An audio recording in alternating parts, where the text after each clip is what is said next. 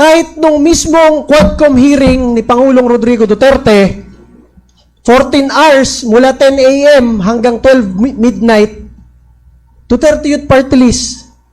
Hindi namin kayang hindi pagtanggol si Pangulong Duterte. Kahit sinasabihan kami ng mga kongresista doon, pare, huwag kayong magsasalita dito ha. Naka-register na kaming magsasalita. Tinanggal pa kami sa listahan. Nilapitan ko lang yung Quadcom. Sabi ko, pinagsalitaan niyo yung tatlong makabayan? Kami hindi, magwawala ako dito. Wala akong pakialam. Sinabi kong ganon. Kaya nung 11 p.m. nakapagsalita kami 1 hour before mag-adjourn. Kasi galit nga ako dito sa mga makakaliwa eh. Bakit ang daming privileges ng mga makakaliwa doon? Tapos kami, gusto lang namin magsalita, ipagtanggol si Rodrigo Duterte na nakasalang sa Kongreso, ayaw kaming pagsalitain. Wala ba kaming karapatan bilang kinatawan ng taong bayan? Kaya sabi ko, magwawala ako dito pag hindi nyo pinagsalita Duterte Youth. Tayo ditong mga kinatawan ay ibinoto lamang ng ilang libong Pilipino. Ngunit, ang kasama natin ngayon, ang Pangulong Duterte, ang most voted Philippine leader ng 2016. At ang kanyang anak, Vice President Sara Duterte, ang most voted Philippine leader naman ngayong 2022. I would like to manifest na gusto ng sambayanang Pilipino ang pagdurog niya sa mga kriminal, durugista at NPA na terorista. Kaya sila ibinoto at patuloy na mahal ng mga Pilipino. Kaya gusto natin ng patas na hearing. Sana sinama natin dito ang libo-libong mga magulang na ang mga anak ay biniktima ng mga durugista. Ang mga ordinaryong Pilipino na naglalakad galing trabaho, tapos sinaksak o pinatay ng adik, lahat ng mga kababaihan, na kahit pati infant na babae ay ginahasa na ng adik. Libo-libo rin ang kanilang mga magulang at mahal sa buhay na wala dito ngayon. Awang-awa ang mga Pilipino sa mga inosenteng pamilyang na ito, kaya niluklok ng bansa ang Pangulong Duterte. Ang drug war ng Pangulo ay policy lamang. Hindi ito natupad kung hindi ito pinondohan ng Kongreso ng 6 na taon. Majority pa nga dito sa mga kinatawan ay naka-Duterte fist pa nung buong 6 na taon eh. Ang Duterte Youth Party List po ay patuloy na naninindigan sa Pangulong Rodrigo Duterte at pangalawang Pangulo Sara Duterte na naglingkod ng maayos, dumurog sa mga durugista, kriminal at NPA na terorista para proteksyonan ang milyon-milyong Pilipino. Bakit wala nag-iimbestiga dito o nag-iimbita sa atin sa sobrang raming Pilipino na biniktima ng mga durugista? And lastly, sa mga kongresista na kaalyado ng mga NPA, mahaya naman tayo sa topic ng pagpatay dahil kayo mismo, hindi kayo nagsasalita sa pagpatay ng NPA sa mga pulis, sundalo at mamayang Pilipino. Pati rin po sa mga natitirang resource persons na gusto mag-abogada papuntang ICC, si Attorney Maria Cristina Conti, na kandidato ngayon ng Bayan Muna Party List. Kasama po ang inyong katabi na si Nery Colmenares ng Bayan Muna. Sa NPA, nire-recruit ang mga kabataan para pabagsakin ang gobyerno at pumatay ng mga pulis, sundalo at tropa ng gobyerno. Di nyo naman kinokondena ang pagpatay nila. Ang kinokondena nyo ngayon ay ang dalawang naging most trusted leaders ng bansa na todo effort protektahan ang milyong-milyong mga Pilipino. In support sa advocacy sa Pangulong Duterte, ang Duterte Youth Party List ngayon, Kongreso ito, ang kaisa-isang nagpapanukala ng pagbalik ng death penalty para sa mga rapist, kidnappers, durugista at terorista. In behalf of the Duterte Youth Party List, kami ay nagpapasalamat sa todong suporta ng Pangulong Duterte at VP Sara Duterte sa mga tropa ng gobyerno at sa pagdurog nyo sa mga kriminal, durugista at NPA na terorista. Yun lang po. Maraming salamat po, Mr. Chair. At Thank you, magandang gabi po. Congresswoman. Salamat, Tema. Mr. Chair. Bawal po pumalakpak dito. Kung gusto niyo pumalakpak, doon kayo sa labas. Maaari ba? Nagtatanggol kay President Rodrigo Duterte sa Kongreso ang party list natin na lumalaban sa makakaliwang grupo, kriminalidad at iligal na droga. May paninindigan na ipaglaban ang magandang kinabukasan ng ating mga anak. Ako si Sara Duterte, ating iboto, number 5 sa balota, Duterte Youth Party List.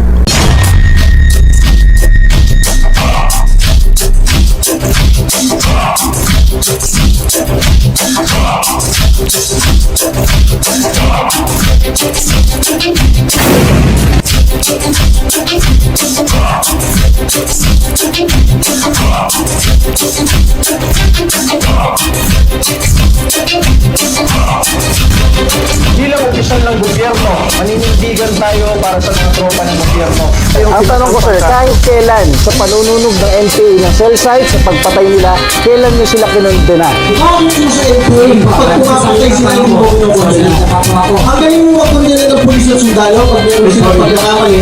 Pero ang NPA, ang pumapatay sila. Ikaw ay, pinapasweldo ka ng gobyerno?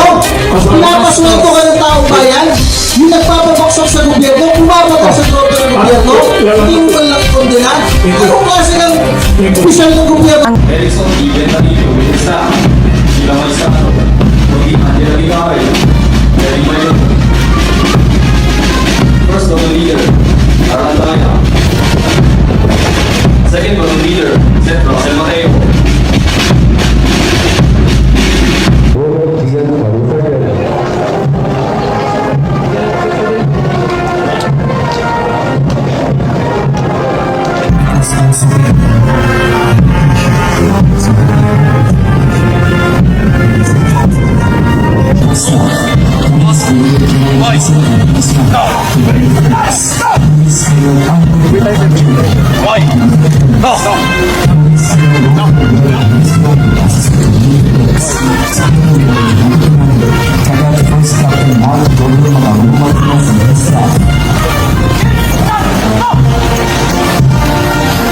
Masabi ko sa inyo, ang Duterte Youth Party List ninyo, nanalo ng halos 2.5 na milyon na boto ng mga Pilipino kahit isa doon. Wala man lang binili, kahit piso. Ibig sabihin, ang mandato ng inyong Duterte Youth Party List nakakuha ng 2.5 milyon na boto dahil sa paniniwala sa aming pakikipagdebate at pagsasalita para sa taong bayan. Isipin ninyo, ang Armed Forces of the Philippines at Philippine National Police, Commander-in-Chief nila si Bongbong, pero sa 150 na party list, ang number 1 sa AFP at PNP ngayong taon na ito, Duterte Youth Party List. Sinasaluduan mo yung Commander-in-Chief mo, pero ang ibinoto mo, yung kaisa-isang party list na naghain ng impeachment para matanggal ang Commander-in-Chief mo.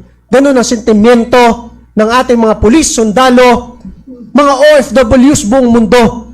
Wala kaming ma-hire kahit isang coordinator sa kahit anong bansa buong mundo dahil walang pera ang inyong Duterte Youth Party List. Kahit saan tayo magpunta ngayon, Amerika, China, Singapore, Middle East, Dubai, France, Germany, number 1, Duterte Youth Party List. Wala kaming kakilala kahit isang OFW leader. Pero ang ibinoto ng majority ng mga OFW sa lahat ng bansa buong mundo, kahit mga pulis at sundalo, under ng administrasyong ito, Duterte Youth Party List po ninyo. Ganyan ang aming paninindigan. At ngayon po, final natin sa Supreme Court yung aming kaso laban sa COMELEC. Makikita doon ng Korte Suprema. Ang sinasabi lang ng COMELEC, meron daw kaming hindi na-publish na papel nung 2018 nung nag-a-apply kami. Eh nakalagay sa mismong batas ng party list, the COMELEC shall publish. Sino? Ang nakalagay sa batas na magpapublish ng mga aplikante? COMELEC po. Ang sabi ni COMELEC sa Supreme Court, pwede naming iutos yan. Pwede nyo namang iutos. Wala kayong inutos. Inaprubahan nyo kami. Paano namin mahuhulaan na yung one-pager na yon? Kailangan. Lastly na lang masabi ko sa inyo, sa dami-dami ng party list dyan na bumibili ng boto, sa dami-dami ng party list dyan na nangungurakot, kahit mga kongresista, may kaso ngayon, May alam ng taong bayan, nangungurakot kasama sa mga bilyong-bilyong kalokohan ngayon? May kaso ba sila? Wala. Ang tinanggal yung kaisa-isang party list na nakakuha ng 3 seats sa Kongreso, binoto ng 2.5 million na Pilipino, kaisa-isang nagbabalik ng death penalty para sa kurakot sa bansa. Tayo ang pinagtulungan, tayo ang tinanggalan ng budget, tayo ang tinanggalan ng seat sa Kongreso. Pero masabi ko sa inyo, kahit wala tayo sa Kongreso ngayon, kahit sa barangay ng Pilipinas tayo magpunta ngayon, sinasabi ng taong bayan, Sir, Duterte Youth Party List po kami, binoto po namin kayo. Hindi tayo yung kahit saan ka magpunta, yan yung mga nangurakot ng bilyong-bilyong maleta. Hindi tayo ganon. At dahil dyan, sa inyong pagtitiwala ng ating mga kasama sa social media, mga vloggers, at ng milyong-milyong Pilipino, kaya nabubuhay ang Duterte Youth Party List. Alam ko, makakabalik tayo sa Kongreso at putang ina lahat ng kailangang reforma dyan sa Kongreso na yan at sa ating gobyerno. Lalo na pag naging Pangulo si Sara Duterte, tayo ang magbabago ng Pilipinas. Talagang, Rob, ako talaga nanghihinayang na si Yusek Cardema ay tinanggalan ng buto. Mga kababayan, suportahan po ninyo ang aking Undersecretary Ronald Cardema. Sana